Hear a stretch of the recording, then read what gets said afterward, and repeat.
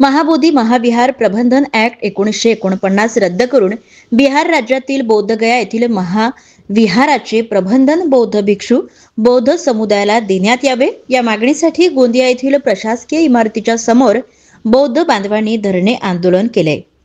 बोधगया येथील समितीमध्ये इतर कुठल्याही धर्माच्या नागरिकांचे सदस्यत्व राहू नये, तेथील प्रबंधन समितीमध्ये केवळ बौद्ध बांधवच असावे अशी मागणी यावेळी बौद्ध बांधवांनी केली आहे।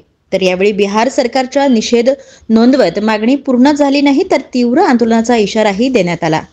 विहार हा मुक्त करायचा आहे आणि हिंदू तिथले जे 5 हिंदूचे सदस्य आहेत ते हिंदूचे सदस्य मग हटवून आम्हाला पूर्णपणे बौद्धांच्या स्वाधीन ते करण्यात यावं ही आमची जे अर्थ। अयोध्येमध्ये बुद्धिस्ट लोक तुम्ही एक सदस्य आमचा घेऊ नाही शकत, 4 सदस्य, तर आमच्या महाबोधी विहारामध्ये का बनवून तुम्ही तिथं 5 सदस्य हिंदूचे राहणार? मुस्लिम याच्यामध्ये पण फक्त मुस्लिम आहेत।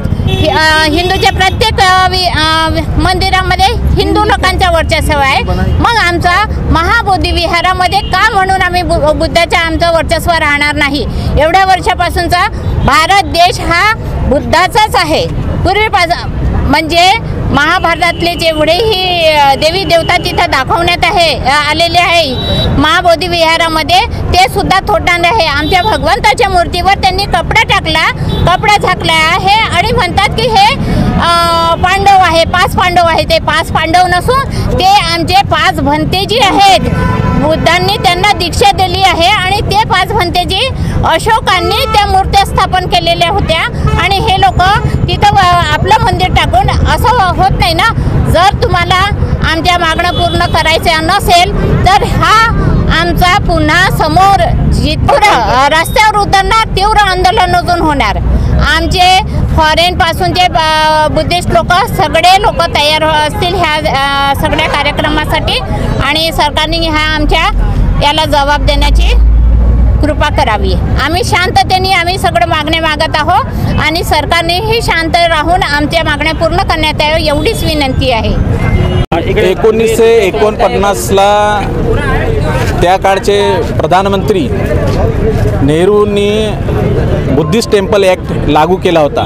त्यामध्ये 4 ब्राह्मण महंत, हिंदू धर्माचे पंडित आणि 4 बौद्ध धर्मीय असे 8 सदस्य आणि त्या समितीचा अध्यक्ष हा त्या जिल्ह्याचा कलेक्टर राहील आणि तो पण हिंदू असायला पाहिजे अशा प्रकारची ती समिती होती।